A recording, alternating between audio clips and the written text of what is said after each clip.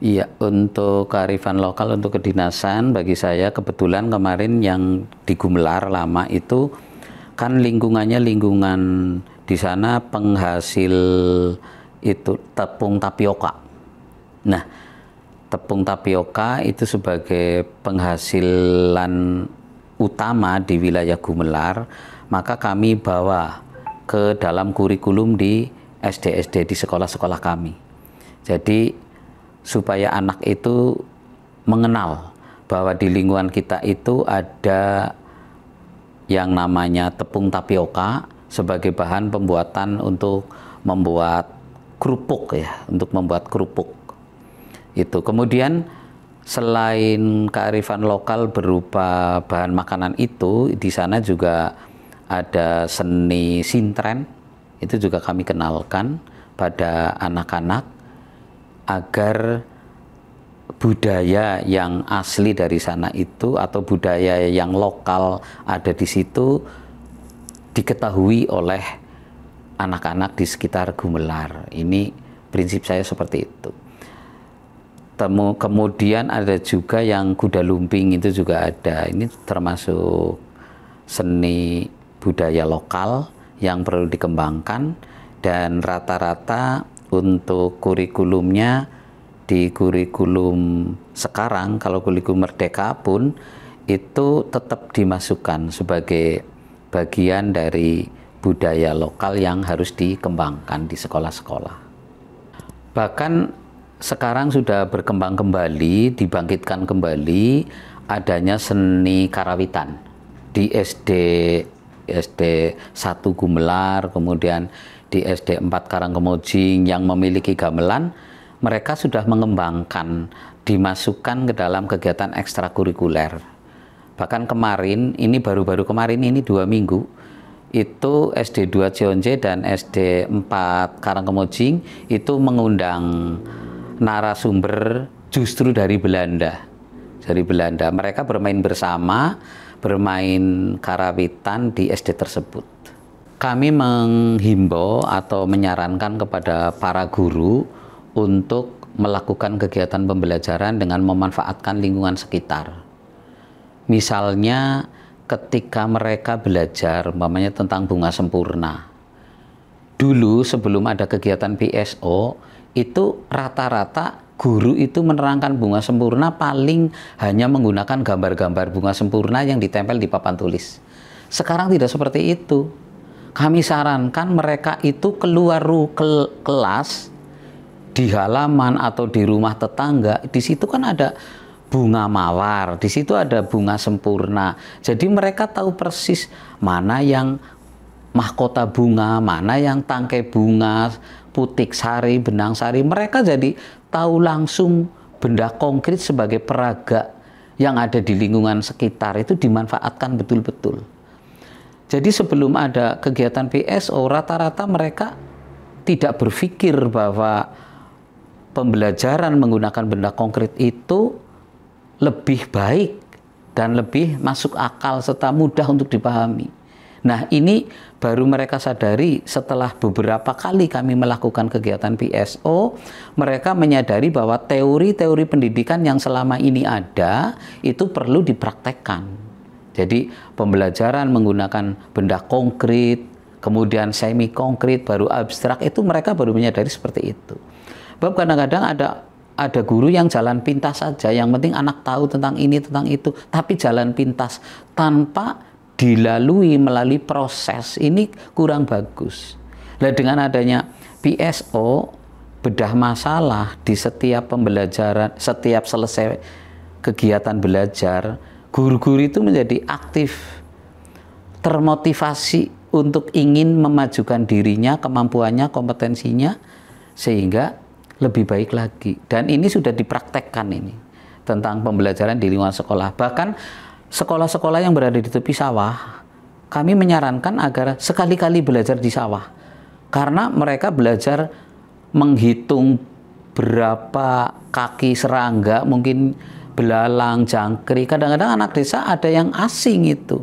Karena mereka tidak dibawa ke lingkungan sekitar. Padahal lingkungan sekitar itu sebagai sumber belajar yang sangat potensial, sumber belajar yang sangat konkret, dan itu paling bermakna bagi anak-anak. Oleh karena itu kami arahkan ke sana, dan alhamdulillah ini sudah berjalan.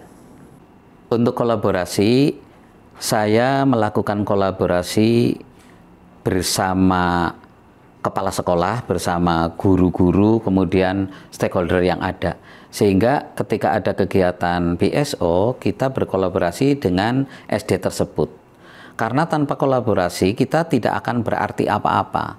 Karena ini memerlukan yang namanya pemecahan masalah. Ini ketika kita dihadapkan di permasalahan ini ke permukaan bersama guru-guru lain, ini kan nanti penyelesaiannya juga lebih cepat, sehingga kami berharap bahwa kegiatan ini memang ekstra, harus memerlukan kepandaian atau keahlian di dalam berkolaborasi. Sebab dengan berkolaborasi itu pekerjaan yang berat juga menjadi ringan, karena kita saling adu pikiran, kita saling adu pendapat, kemudian solusi ketika tidak bisa mungkin ada lainnya, ada yang lain bisa. Jadi kita saling adu pendapat, urun rembuk, sehingga semuanya bisa berjalan dengan lancar dan bisa lebih cepat. Kebetulan saya selaku pengawas, meskipun usia saya sudah hampir purna, kurang 1 tahun, tetapi masalah IT kami mengikuti perkembangan zaman. Tujuannya karena pekerjaan-pekerjaan yang saya hadapi itu memang memerlukan itu. Sebagai contoh, saya sebagai seorang pengawas, itu kan sekarang laporan-laporan itu serba IT. Ada pekerjaan harus menyusun EKIN setiap bulan, itu semua harus menggunakan IT. Kalau tidak bisa IT, ya tidak bisa mengerjakan begitu. Saya tertuntut untuk itu, sehingga alhamdulillah meskipun di usia era saya itu era zaman old, tetapi kemampuan IT saya insya Allah bisa untuk menyesuaikan di zaman sekarang. Kemudian pekerjaan saya yang lain sebagai asesor. Sebagai asesor akreditasi sekolah itu juga memerlukan keahlian IT. Terutama ketika saya harus membuat video-video, kemudian video itu harus diedit, harus dimasukkan ke dalam Google Drive, kemudian kami harus menyalin pakai Google Drive, kemudian bukti fisik setiap indikator asesor itu kita ambil dari Google Drive dengan salin link. Nah, ini memerlukan kemampuan IT. Kalau tidak seperti itu, kami tidak bisa jalan. Itu. Kemudian yang berikutnya, kebetulan saya sering sebagai narasumber. Sebagai narasumber di KKG, sebagai narasumber di kecamatan lain juga kadang-kadang diundang, mungkin untuk ceramah atau untuk bercerita tentang bagaimana menyusun soal, bagaimana membuat guru itu menjadi menarik di depan para siswa. Ini kadang-kadang saya disuruh supaya menyampaikan materi presentasi ini. Lah, bagaimana ketika saya kemampuan menyusun presentasinya itu tidak bisa, itu pasti akan kecapean di dalam bekerja. Oleh karena itu kami berupaya agar bagaimana saya bisa menyusun presentasi dengan cepat, tetapi hasil presentasinya bisa menarik, umpamanya itu juga memerlukan keahlian tertentu. Jadi alhamdulillah dengan pekerjaan-pekerjaan yang banyak itu menuntut saya untuk ahli di dalam hal IT. Setidaknya mampu menyesuaikan diri sehingga tidak ketinggalan zaman, dan setiap laporan, setiap pekerjaan yang saya lakukan itu tidak ada kendala di bidang IT-nya. Begitu. Kalau IT di dalam PSO kebetulan kan guru-guru kita itu variatif, sangat beragam. Ada yang mampu sekali IT, ada yang tidak mampu dalam hal IT. Lah, sedapat mungkin bagi yang belum mampu itu ketika harus mengerjakan pekerjaan-pekerjaan yang memerlukan IT harus didampingi oleh guru-guru yang mampu. Ini saran saya seperti itu. Sehingga tidak ada yang ketinggalan itu. Inilah pentingnya kita melakukan kegiatan PSO. Sehingga tahu guru yang belum mampu bidang apa, jadi nanti kita saling sharing sehingga yang belum mampu menjadi sedikit demi sedikit belajar agar memiliki kemampuan dalam hal IT.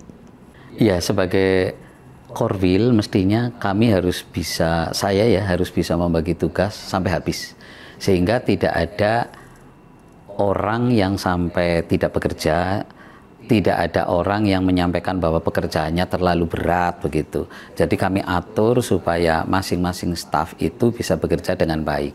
Apalagi di Korwil kami kan tidak ada pengawas lain ya kecuali saya. Jadi saya betul-betul harus bisa memposisikan diri saya itu sebagai bidang kepegawaian atau lagi surat, apalagi surat menyurat atau yang lain. Yang penting kita itu bisa terselesaikan pekerjaannya.